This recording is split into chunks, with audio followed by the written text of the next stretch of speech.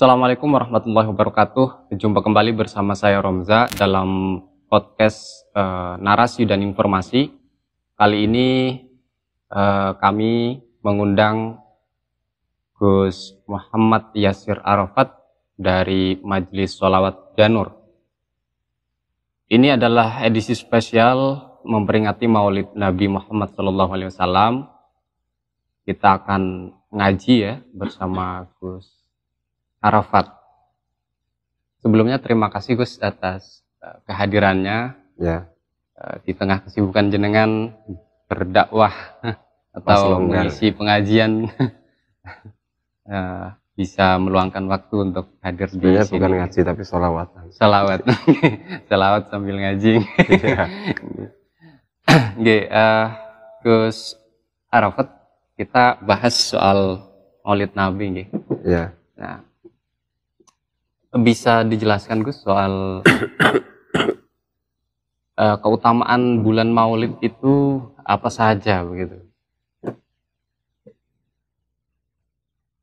Ya gini, Maulid Nabi itu kan bulan kelahirannya Kanjeng Nabi. Jadi sudah menjadi kebiasaan atau menjadi momen penting untuk semua umatnya Kanjeng Nabi untuk mengadakan acara-acara dalam rangka peringatan lahirnya Kanjeng Nabi. Itu sudah terjadi selama bertahun-tahun yang lalu. Biasanya acara-acara yang seperti itu diisi dengan sholawatan, bacaan-bacaan maulid atau yang lain. Yang jelas sama sekali tidak ada jeleknya. Tidak ada jeleknya. Ya, karena berkumpulnya orang banyak di acara maulid itu rata-rata yang dibaca ya pujian-pujian untuk Kanjeng Nabi, bahkan zikir-zikir yang masyhur, yang biasa diamalkan oleh banyak ulama-ulama salaf zaman dahulu. Dan di situ ada yang namanya sedekah, termasuk ada snack atau makanan-makanan ringan atau makanan-makanan berat, itu pasti ada. Di acara maulid itu. Jadi bukan apa itu, berkumpulnya itu bukan untuk maksiat, bukan, tapi untuk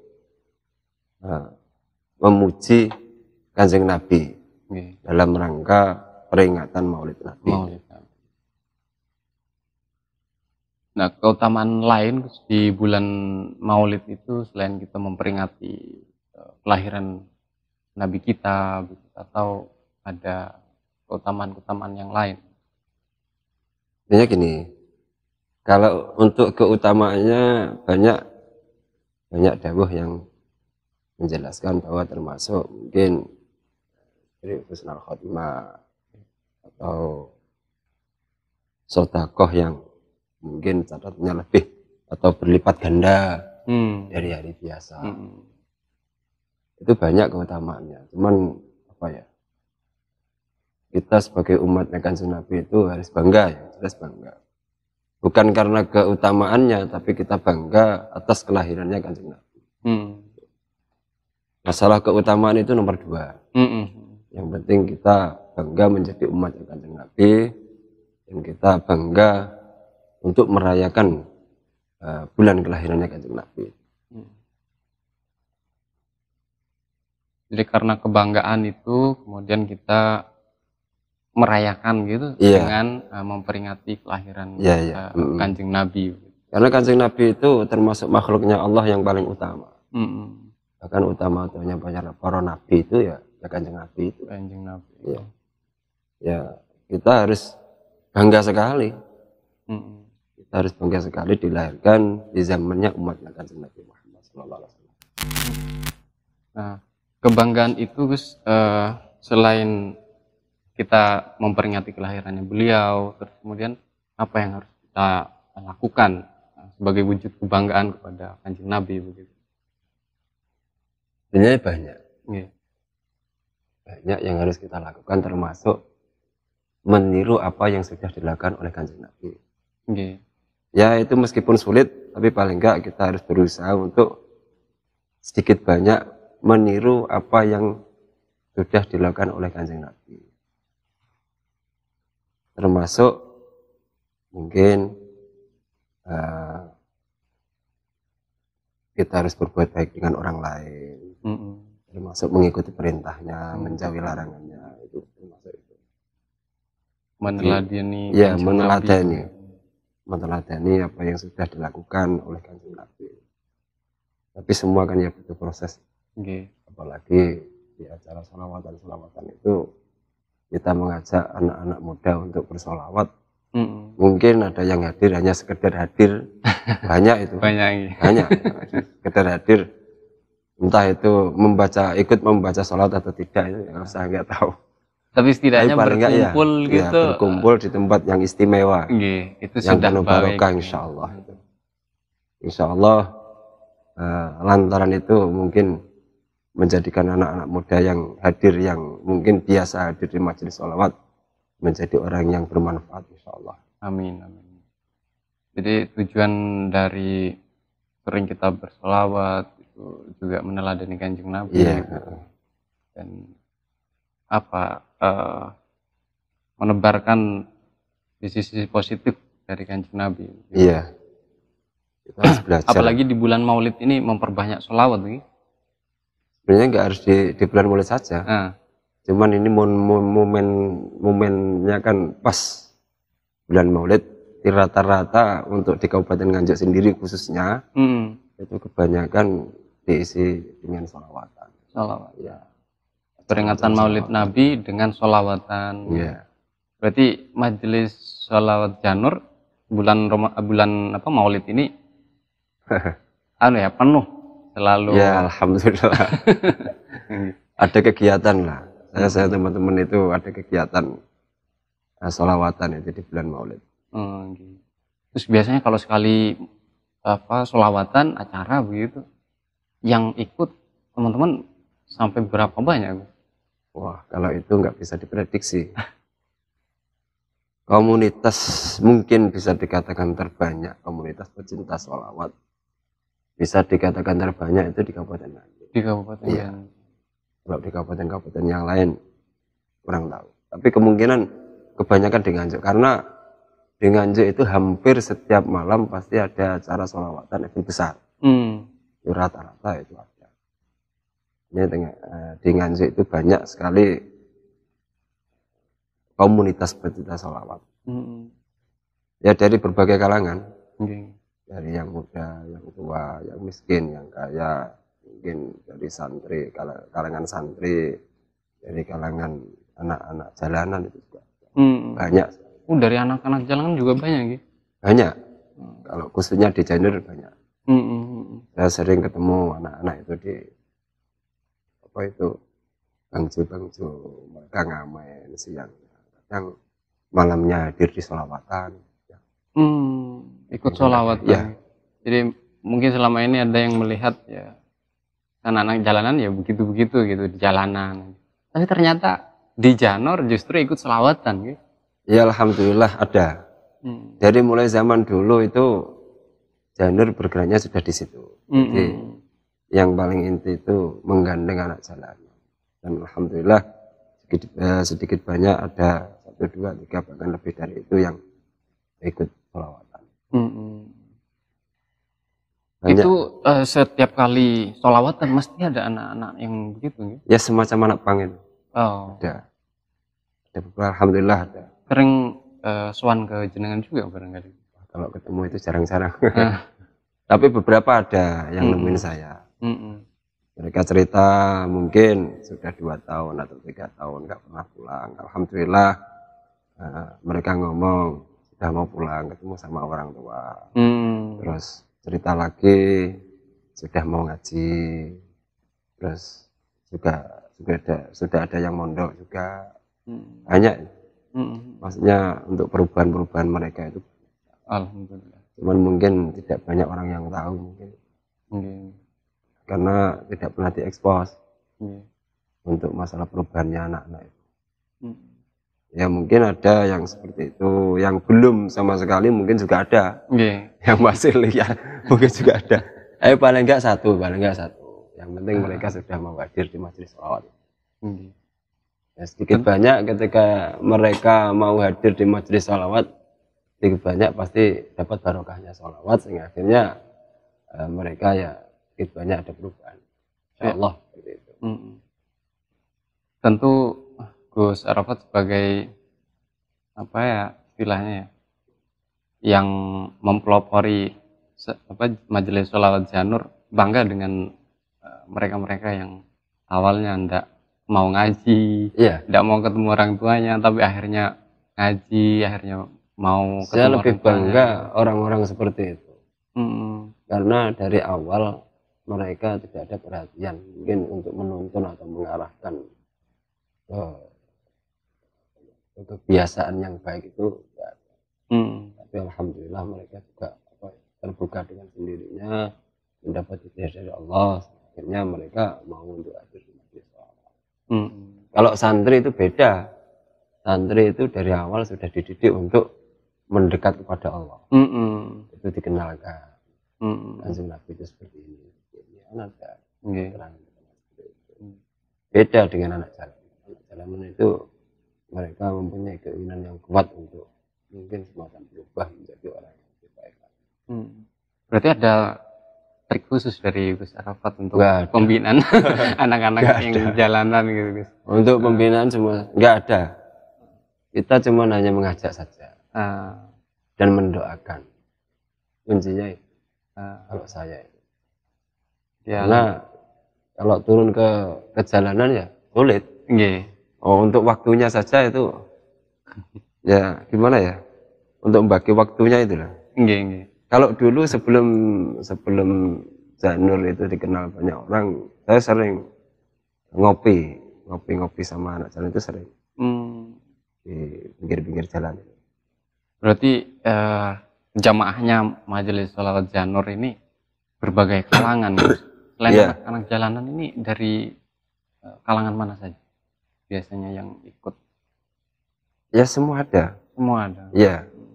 Dari kalangan santri juga ada, anak jalan juga ada, dari kaum muda, tua, ada semua.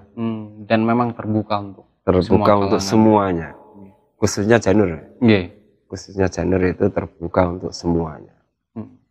Jadi mungkin ada satu dua anak jalan yang mungkin masih merasa sungkan atau malu untuk hadir ya mumpung ini apa itu direkam sama apa ini Nadi nganjuk.com ini ya semoga bisa diketahui oleh anak-anak itu mungkin. Kalau mau bergabung monggo sholawatan bareng gitu. Apalagi ini momentumnya bulan Maulid, Gus. Iya, bulan Maulid. Semakin banyak bersolawat. Semoga menjadikan kita untuk menjadi orang yang lebih baik lagi. Semakin sering kita bersolawat, apalagi di bulan Maulid ini kita harus lebih semangat lagi untuk membaca sholawat. Ini setiap hari sholawatan? Alhamdulillah untuk bulan ini hampir setiap hari ada 2 atau 3 yang kosong. Itu sengaja dikosongkan karena untuk teman-teman istirahat ya. Harus dijaga juga. 2 atau 3, 4 insya Allah yang memaksakan diri untuk di bulan Oktober, tapi saya alihkan untuk bulan depan. Alhamdulillah 4 itu mau dan di bulan depan itu. Biasanya kalau sholawatan di ada lokasi-lokasi yang tidak biasa mungkin. Tidak biasa maksud saya kan biasanya di lapangan atau tempat terbuka. Mungkin ada khusus anak-anak yang butuh perhatian khusus diajak sholawatan kayak gitu. Belum ada. Cuman rencananya nanti saya ajak ke rutinan. Dan saya sudah buat rutinan itu sekitar 2 tahun yang lalu. Nanti saya arahkan untuk hadir di rutinan. Biar untuk jalinan silaturahimnya lebih kuat lagi lewat rutinan di masjid. Di masjid. Menurut saya ini apa yang sudah dilakukan Gus Arafat itu adalah tujuannya juga untuk dakwah gitu. Iya, bukan kalau itu, wah nggak tahu itu. Karena gini loh, saya itu kan bukan orang pintar ya. Saya itu bukan orang pintar. Saya cuma hanya berusaha untuk mengikuti dawai Kanjeng Nabi, khairun nasi anfa'un linnas itu loh. Nggih. Jadi sebagus-bagusnya manusia itu yang bisa bermanfaat untuk orang lain. Ya saya berusaha untuk itu. Berusaha untuk bisa bermanfaat untuk orang lain. Saya sama teman-teman seperti itu. Karena rata-rata saya sama teman-teman itu juga sama, bukan orang pintar, bukan orang alim. Rata-rata teman-teman saya itu juga anak jalanan. Dulunya itu. Jadi ya kita berusaha untuk bermanfaat dengan cara yang kita bisa. Yang kita bisa. Ya. Dan yang Gus Arafat bisa ternyata disukai banyak orang. Ya alhamdulillah.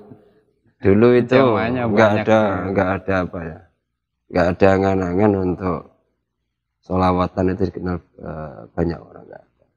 Tapi alhamdulillah Allah punya rencana yang lain. Akhirnya dikenalkan ke banyak orang. Ya kalau menurut saya ya tetap itu bagian dari upaya dakwah. Ya sedikit banyak itu, sedikit banyak. Ngomong soal dakwah itu untuk kalangannya untuk era yang seperti sekarang ini gitu. Ya. Lebih banyak ke digital begitu. Menurut Gus Arafat harus dengan model-model dakwah yang seperti apa? Kalau yang sudah dijalankan jenengan kan sudah terbukti itu banyak yang suka gitu. Ya. Dakwah itu sebenarnya banyak cara ya. Nggak harus kita lewat ketemu langsung sama orang, nggak. Ya itulah. Kita dakwah dengan cara yang kita bisa. Kita menguasai medsos, ya bisa dimanfaatkan untuk dakwah. Kita bisa dakwah di masjid atau musola atau di jalanan atau yang lain. Ya kita lakukan itu. Tergantung pribadi masing-masing. Jadi untuk dakwah itu nggak harus apa ya. Saya itu orang bodoh, bukan orang pintar. Ya seperti inilah saya. Kebanyakan teman-teman saya itu ya kan orang-orang awam, anak jalanan itu banyak teman-teman saya. Terus kalau menurut jenengan di era yang sudah serba digital ini, ancaman dakwah itu kira-kira apa saja yang harus dihadapi oleh para pendakwah? Kalau saya bukan itu. Yang bahaya itu ketika dari jamaah membuka suatu situs atau pengajian yang tidak sepaham dengan itu yang lebih bahaya. Karena kan kita tidak bisa mengendalikan. Orang berdakwah itu kan dengan cara mereka masing-masing. Banyak yang yang pahamnya itu tidak sepaham dengan kita. Dari jamaah sendiri itu bahaya ketika itu dibuka oleh mereka. Ya kita mungkin bisa dianjurkan, diarahkan mungkin untuk tidak membuka link-link atau pengajian yang menjurus provokasi atau yang lainnya. Jadi teman-teman butuh referensi juga berarti. Sebenarnya itu, cuman caranya gimana saya juga belum tahu. Karena kan rata-rata anak muda sekarang itu megang HP. Iya, betul. Dan yang dibuka itu, wah semuanya dibuka. Dan semua bisa ada, dibuka. Ya. Enggak ada apa itu. Enggak ada semacam penghalang atau apa itu. Kontrol gitu. Iya, enggak ada kontrol. Apalagi orang tua kan enggak mungkin terus mendampingi setiap waktu, setiap saat itu enggak mungkin. Itu bahaya. Mendampingi anaknya lihat HP gitu, itu juga susah. Apalagi sekarang anak-anak kecil itu. Dia bisa main HP. Terus barangkali teman-teman ini berarti harus hati-hati dalam membuka akses internet begitu gitu. Ya seharusnya itu seharusnya. Tapi ya itu tadi loh, kita tidak punya kendali untuk mengarahkan anak-anak. Ya mungkin anak-anak yang dekat sama kita mungkin bisa dikendalikan, bisa diarahkan. Tapi yang jauh itu gimana ya bicara? Kan nggak semua dekat sama kita kan. Betul. Dan rata-rata orang itu ketemu di majelis, terus habis itu ya pulang ke rumah iya, masing-masing sudah nggak bisa dikontrol. Iya. Terus kalau ini balik lagi ke sholawatan nih. Ya. Ketika sholawatan itu biasanya seberapa lama? Kalau saya itu kondisional. Kalau sekarang itu masih bisa dikatakan pandemi ya. Untuk waktu itu biasanya dibatasi. Kadang jam 10, kadang setengah 11, kadang jam 12. Ya nggak sama. Di beberapa tempat itu nggak sama. Nggak sama. Ya, kalau kita kondisional, kita di komando untuk turun ya kita turun. Nggak ada batasan waktu ya kita lanjut sholawatan. Di los gitu. Iya. Bisa ada pengalaman menarik gitu atau berkesan bagi Gus Arafat pada saat sholawatan itu, boleh diceritakan? Gimana ya? Sholawatan itu kan banyak orang ya, orang dari berbagai kalangan. Ya mungkin ada satu dua yang belum bisa dikendalikan. Belum bisa dikendalikan dalam arti bukan mereka terus ngawur, bukan. Cuman kadang ya itu loh, semacam berjoget.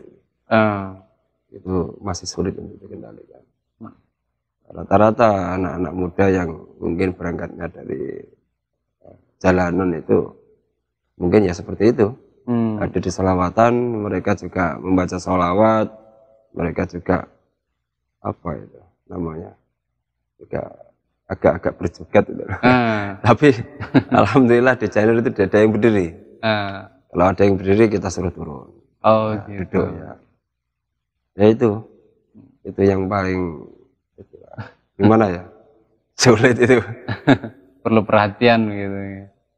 Ya bukan perhatian saja. Mungkin lebih dari itu apa itu.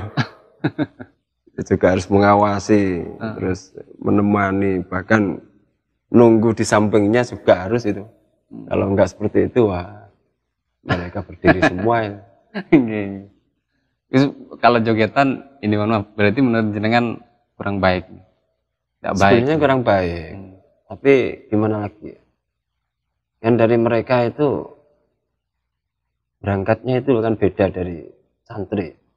Santri itu dia sudah tahu mungkin sedikit banyak bukan masalah tata krama.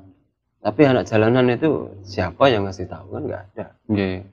Mereka tahunya cuma hanya hadir di sholawatan, terus dengar nada sholawatan atau musiknya sholawatan seperti itu, ya mereka tidak bisa diam. Ya kita harus memaklumi, tapi kita juga harus menjaga mereka. Biar mungkin kita tes sedikit-sedikit. Betul. Kalau dibiarkan juga nggak baik. Ya kurang baik. Tapi semua kan butuh proses. Betul. Bayi keluar dari perutnya ibunya itu kan juga butuh proses.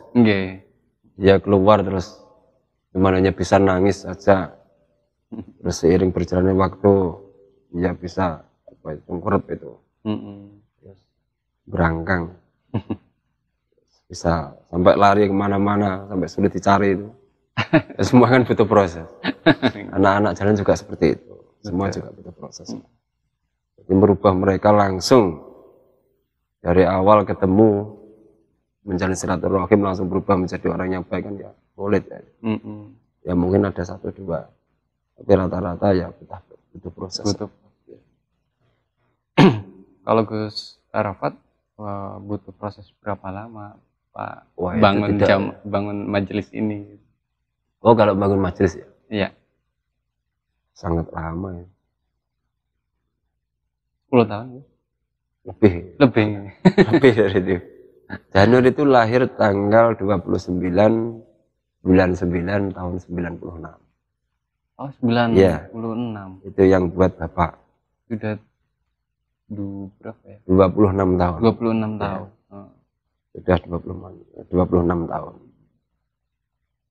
Didirikan sama Bapak, terus tahun 2005 saya mulai meneruskan itu. Majelis itu.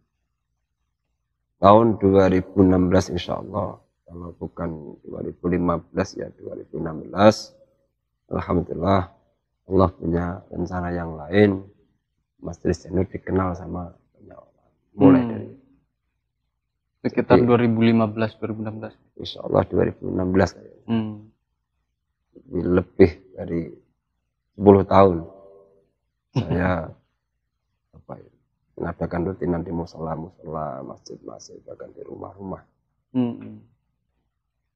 Siarnya apa, tujuannya dulu kalau boleh tahu? Ya itu tadi, saya cuman mempunyai niatan cuman satu, sesuai dengan dawuhnya Kanjeng Nabi, dan yang saya tahu itu khairun nasi anfa'un nas tadi. Saya cuman berusaha untuk memanfaatkan diri saya sesuai dengan kemampuan syarafat. Ya itu. Dan ternyata mampu. Alhamdulillah. Luar biasa. Ya, atas pertolongan Allah. Kita itu kan cuma makhluk yang nggak bisa apa-apa tanpa bantuannya Allah. Terus barangkali ada pesan-pesan penting khusus ya untuk bulan bulan Maulid ini yang harus dilakukan oleh teman-teman anak-anak muda, jamaah atau umat Islam itu apa saja, dan kemudian imbauan dari Gus Arafat kepada masyarakat, kepada majelis jamaah, majelis sholawat, monggo. Ya sedikit ya, untuk semua umatnya Kanjeng Nabi, pertama kita harus bangga menjadi umatnya Kanjeng Nabi Muhammad, dijadikan oleh Allah menjadi umatnya Kanjeng Nabi Muhammad, dilahirkan di zamannya umatnya Kanjeng Nabi Muhammad. Itu harus bangga. Banganya kita harus berusaha untuk mengikuti apa yang sudah dilakukan oleh Kanjeng Nabi. Mengikuti tindak lampai Kanjeng Nabi. Sedikit banyak kita harus berusaha untuk mengikuti. Dan khususnya untuk bulan ini kan pas Maulid ya. Bulan kelahirannya Kanjeng Nabi. Kita harus berusaha untuk sesenang mungkin memperingati bulan kelahiran Kanjeng Nabi dengan cara yang sudah biasa dilakukan oleh ulama-ulama zaman dulu. Kita memperbanyak membaca sholawat, membaca wirid, zikir yang masyhur-masyhur itu kan banyak. Terus mungkin memperbanyak sedekah atau yang lainnya. Yang jelas ketika peringatan Maulid Nabi diusahakan jangan sampai ada kemaksiatan. Kita harus berusaha untuk menata diri menjadi orang yang lebih baik. Ya, itu. Amin. Yang khusus untuk teman-teman jamaah majelis. Untuk jamaah, sebenarnya Janur itu enggak punya jamaah. Semua itu bolo. Ya, bolonya Janur, teman. Ya, saya berpesan kepada semua bolo Janur dimanapun berada ya, lebih semangat lagi untuk membaca sholawat dimanapun tempat, berusaha untuk istiqomah hadir di majelis sholawat, enggak hanya di Janur saja, semua kalau ada majelis sholawat, majelis zikir, majelis pengajian atau majelis ilmu atau majelis yang lain, diusahakan untuk ikut. Kita harus berusaha untuk berbenah diri. Harus berbenah diri. Jadi, jangan sampai kita hanya sekedar diam saja. Seiring berjalannya waktu kita harus berusaha untuk menjadi orang yang lebih baik lagi dan baik lagi. Apalagi ini momennya pas Maulid Nabi, lebih semangat lagi dan lebih semangat lagi. Yap. Terima kasih Gus. Itu tadi untayan-untayan hikmah ya, cerita-cerita hikmah yang disampaikan oleh Gus Arafat yang saya kira itu penting, dan kalau kita mampu apa boleh buat, kita teladani apa yang sudah dilakukan oleh Gus Arafat melalui majelis sholawat dan juga tadi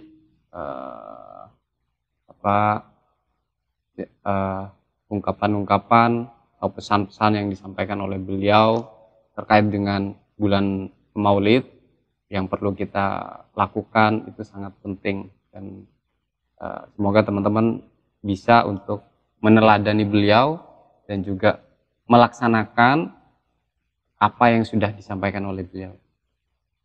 Terima kasih banyak Gus Arafat, dan mohon maaf kalau ada salah-salah kata, salah-salah tindakan, mohon dimaafkan. Sama-sama. Teman-teman, saya ingatkan tetap ikuti konten dari Narasi dan Informasi yang kami pastikan kami akan menyajikan narasi yang edukatif dan inspiratif serta informasi yang anti hoax. Demikian, Assalamualaikum warahmatullahi wabarakatuh.